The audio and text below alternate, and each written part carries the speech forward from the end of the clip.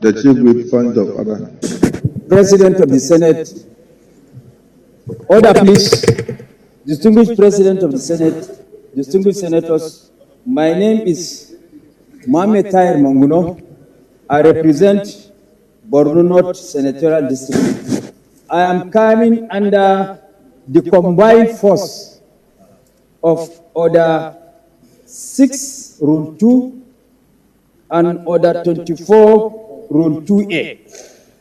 Subject to the permission of the President of the Senate, I will read the orders. Please read.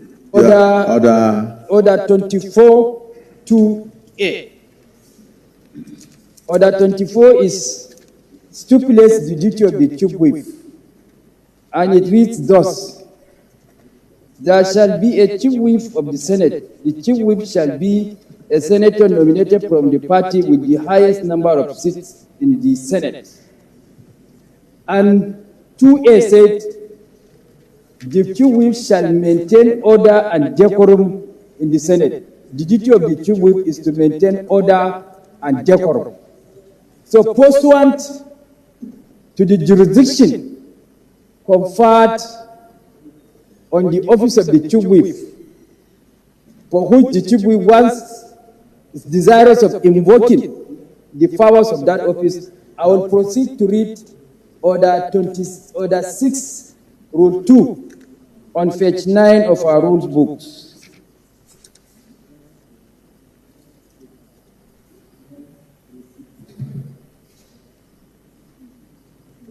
Order 6, Rule 2.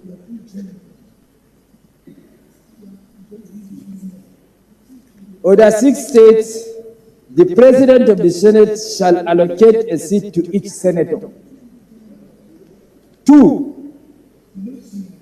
6.2, a senator may only speak from the seat allocated to him, provided the President of the Senate may change the allocation from time to time.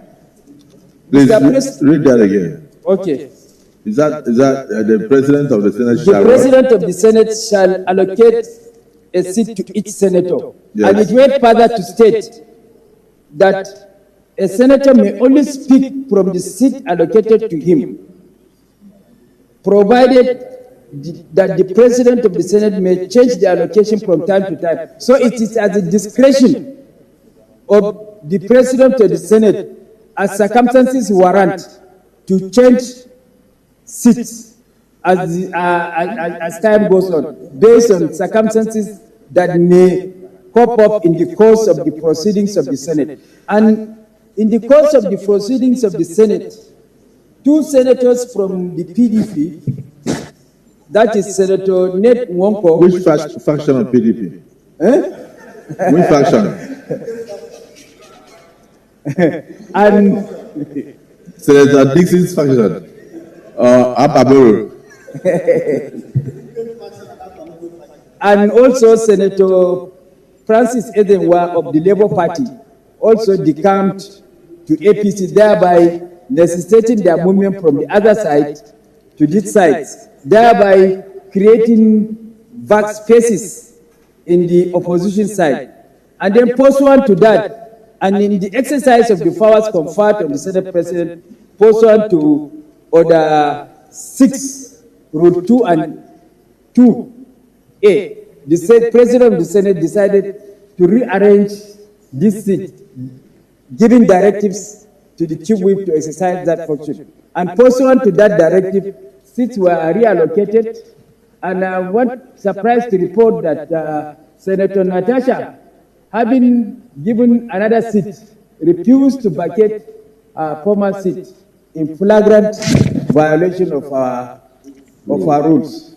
So I am craving for, ordinarily I don't want to bring it to the attention of the Senate, but now that Senator Natasha insisted on staying on her former seat in spite of the rearrangement of the seat, I am craving for indulgence to resume the seat that has been lawfully allocated to her pursuant to the provisions of our rules, and in the exercise of the powers conferred on the Senate President to resume her new seat If not, the Senate President may decide to exercise the powers conferred on him not to allow her to contribute to any debate from that seat, thereby depriving her constituency of a voice.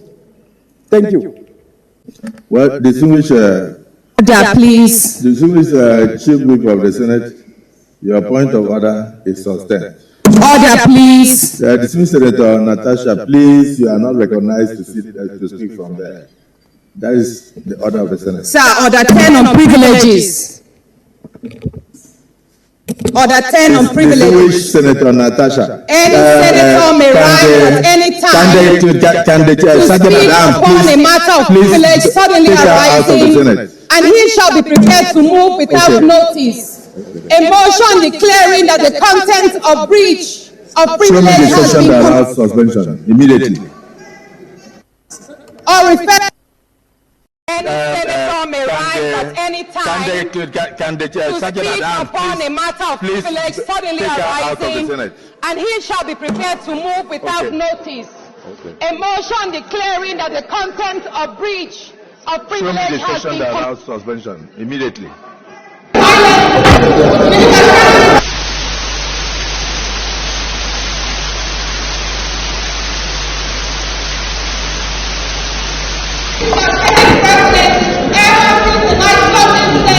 You are delivering this silence, my voice, and the voice of Procedural on this floor.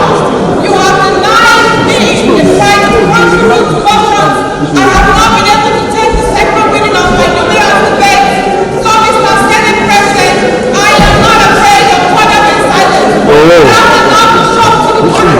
I choose, as the senator duly elected by my people, I choose to remain on this seat. How long stay?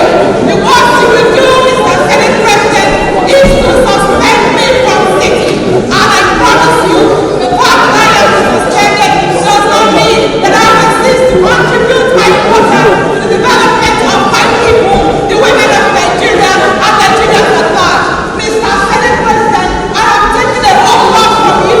So I don't want to speak publicly, but in due course I will tell Nigerians know how you have discriminated against me, how you have maligned me, how you have dehumanized me.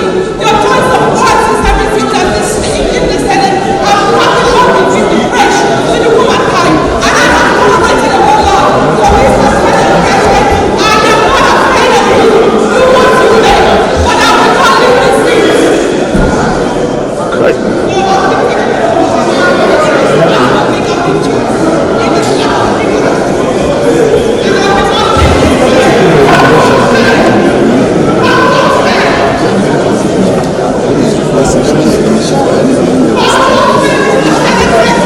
And must be held responsible. So let me have your reaction on that. Yes, good morning, good afternoon, good evening, and good night. First and foremost, is Mazi Nnamdi Kanu a terrorist? That is where I want to start. It's IPOB, because if you say Mazi Nnamdi Kanu, you are like, IPOB, is he actually a terrorist? Because I don't know why would I say that. Anybody pleading for the unconditional release of Mazi Nnamdi Kanu must be held as a terrorist.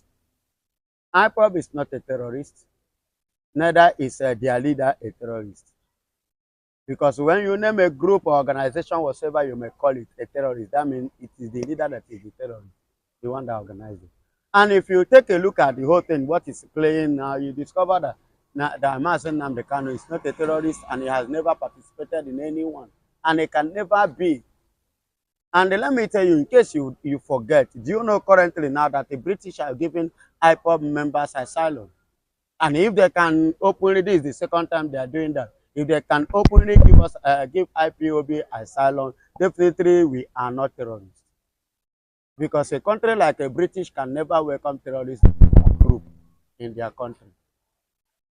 So what do you think make the Northern Coalition group to make that very ugly statement? This statement. They even mentioned Peter Obi. Yes, because anybody that said, they said anybody asking yes for the release of Mazi Nnamdi Kanu When they say it, don't you see all those Fulani imposed governors okay, does it in mean the that east? Those ones are they asking for the Fulani? that also demanded for the immediate release of Mazi Nnamdi Kanu. Are they also a terrorist? I am coming, my brother. The honest Ndibo, are they also a terrorist? I don't know. The Benjamin Kalu, is he a terrorist?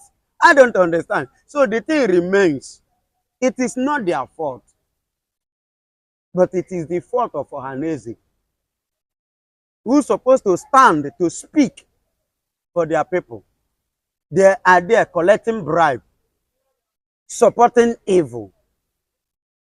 It is not their fault. It is the fault of the governors in the east, who's supposed to stand up to do the needful. But they are there being fooled. I don't blame them. That's why they come out to say Obi. Is there any northern person, the Fulani person, that is more educated than Peter Obi? Is there any northern person that is more enlightened than any other person in the eastern region? One stupid elder Fulani man said that it is the poor Igbo that are asking for the release of Mazi Nnamdi Kanu and Biafra. And I asked him, I replied to him yesterday, now, Oga, you are a fool. How many Igbo children do you see that goes out and beg for food? How many of their children did you see on the street of Nigeria begging for survival, begging for food? You say they are poor. You that is rich, your children is outside begging for food. Me and you, who better? And you open your dirty mouth. I don't know whether you don't see all these Fulani teeth. They know they brush mouth.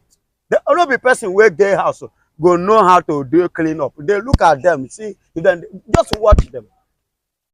You understand? You have the audacity to talk when I'm talking. You have audacity to refer me. Do you know the meaning of terrorist? Do you know the meaning of terrorist? Because they are allowed in this country, you that is a total stranger, then you have the guts to call me a terrorist. You have the guts to call me and I'm becoming a terrorist. Who gave you the impetus to do that? Because Nigeria is a country that have admitted as a terrorist country and they welcome terrorists. That is why you people are messing up. Because if it is a country, look at what has happened against C.D.S. Musa and his cabinet.